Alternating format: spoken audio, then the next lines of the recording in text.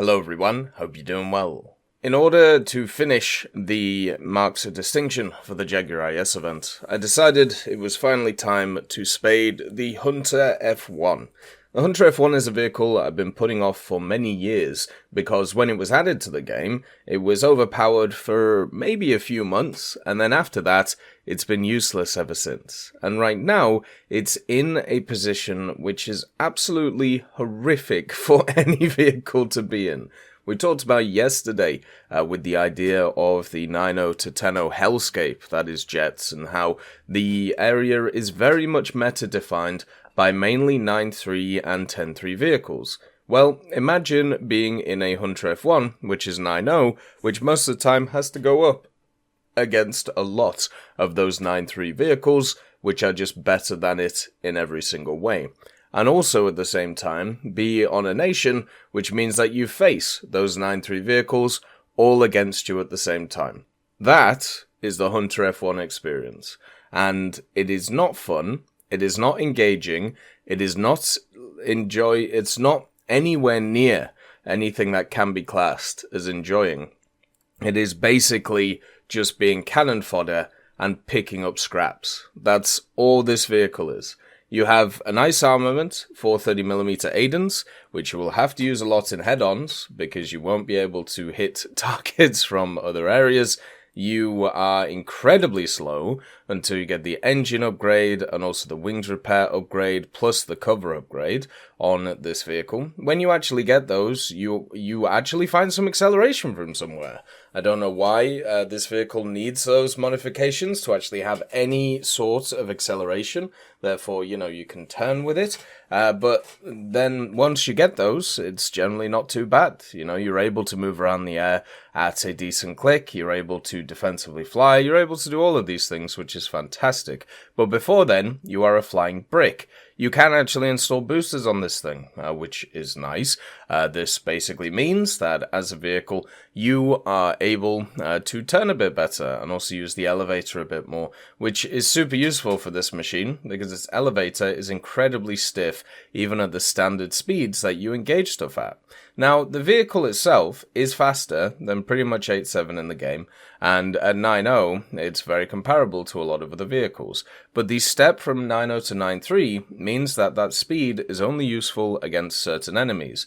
What you have to do in this thing, as we talked about yesterday, is hope for people to be bad at the game in order to capitalize on their mistakes. And when it comes to vehicles, I'm not interested in vehicles where you have to capitalize on mistakes instead of being able to create your own successes. When I think about a lot of other vehicles around these BRs, like the Swifts, for example, for Britain, it is all about you having control of the battlefield, you being able to make plans and make tactics and, conduct strategies and have a good time with it. And it's really nice. Same with stuff like the Scimitar. A lot of people bash the Scimitar because its tail locks up at higher speeds. But the problem is, even with the tail locking up, you have the missiles, so you can slow things down, then you can slow down, then you can hammer them with the guns. With the Hunter F1, you can't do any of those things, and you basically just sit there and wonder what you're doing in this battle, with everybody else just making plays and everybody else wandering around doing things, and you're left basically with the scraps. Of course, the Hunter F1 is pretty good against F-86s. It's faster than them, and therefore it can set up the kind of tactics that you want to fight them. The problem is, while you're setting those up, you usually have either an F-104, an F-100, a MiG-19, a F-4D, or many of these other vehicles just on you constantly. What you end up doing is going after stuff like B-57s, going after scraps like A4s, instead of actually fighting in the middle of the fight. Because if you actually end up doing that, you will just get annihilated, because the vehicles are just better than you. It's just kind of a sad thing, it isn't the fault of the Hunter, it's the fault of the situation of air right now, where there is such a difference between just one singular BR area, and it hasn't been decompressed enough for these types of vehicles to actually roam and have a good time.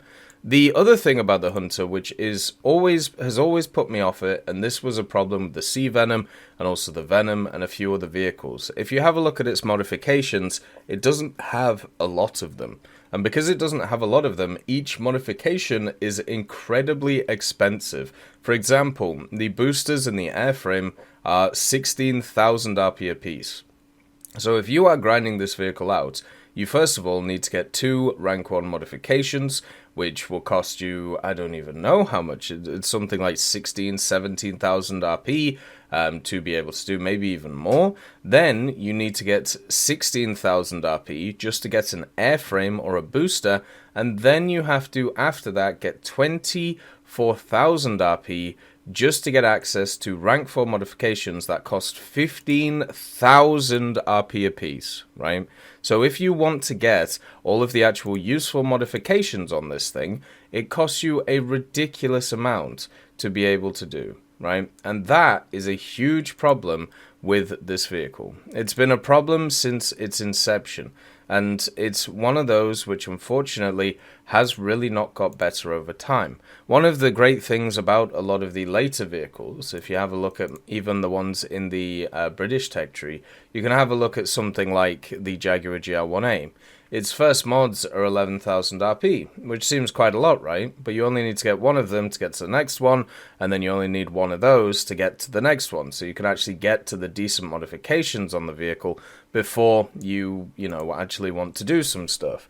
And with the Hunter, because you have a very linear path on what you want to grind out, and there isn't really another way to go, you are forced to go down certain areas, which means that you just don't have any say in how you play the vehicle or how it goes. You have to get that engine upgrade, you have to get the G-suit, you have to get the wings repair, you can't have any secondary weapons, you're not allowed any of that stuff, and also it's just not even allowed to be cheaper, and it just sucks. Like, I don't know how else to put it. It just feels bad to, be able to do, because you just sat there wondering, why am I having to deal with this? Why am I having to go through this with this vehicle? And why am I having to pay this ridiculous amount of modification to just be useful, right? If you have a look at other vehicles, like the Saber Dog, in order to get access to its modifications, it's a lot cheaper down the way. And also you get access to many modifications which are much more useful in the rank 1 and 2 area. One thing I will say about the Hunter is, as I said, the armament is really nice. 4 ADENs is really good. It's also centrally mounted, so you don't have to worry about any convergence stuff or anything like that. And it does have an elevator flick, so you can head on stuff quite efficiently as long as people aren't paying attention. But the matchmaking that this thing has is just not fun, and it just makes the game not unplayable, but just boring and tiring to play. When I think about areas of aerialistic which are enjoyable, it's usually ones where you have a little bit of agency, where you have a little bit of control over the battle. And in the Hunter F1, I have absolutely no control of the battle. Whether the team wins or whether the team loses, it isn't up to me, unless the initial battle has already happened and I'm dealing with the scraps, which is what happens with it every time. We went like a 2.5 to 1 KD in the F1. We got a 55% win rate, but it just didn't feel like that, because a lot of the time we were just dealing with the scraps and just waiting to get clattered by a 9.3, a 9.7, or God forbid a 10.0, which I don't even know how you're supposed to deal with in this thing. It's just in a horrible position, just like all these 9.0s. They've been in a horrible position for years. Hopefully at some point that is fixed, but right now there really isn't a way to do it. If you down BR it, it annihilates everything, but also still gets canned by 9.3s, and if you obviously keep it at BR, it still gets canned. The way that you got to do it is you got to spread out those 9.3s. You got to decompress those 9.3s and let other things live. As always, I hope you have a wonderful day, and I'll see you next time. I'd like to thank Schnitzel Stroker, Brendan Quinn, Vilneus, Character Fuel, Carrion Crow, Nicholas Richardson, Gus Irenicus, Pyman, Wartinder, Teddy, Daniel Stanton, B. Young, Opium Prime, Masonocrat, Lafouche, Alan Hacker, Sem Arslan, Uncle Bean, and Derek R. for supporting the channel.